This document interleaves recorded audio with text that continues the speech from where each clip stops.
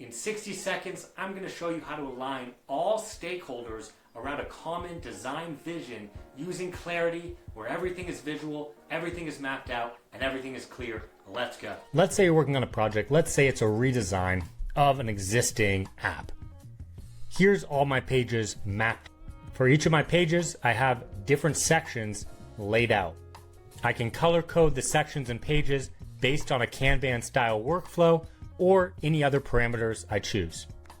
Let's go into a page. For each page, I have a detailed wireframe. With simple drag and drop, I can control everything in the wireframe.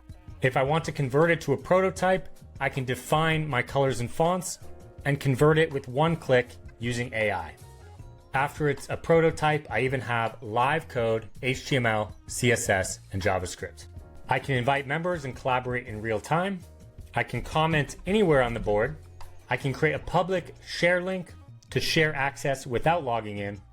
And I can create clickable elements. It's one simple place to align stakeholders, make design decisions, and hand off clean plans to the UI and development stages.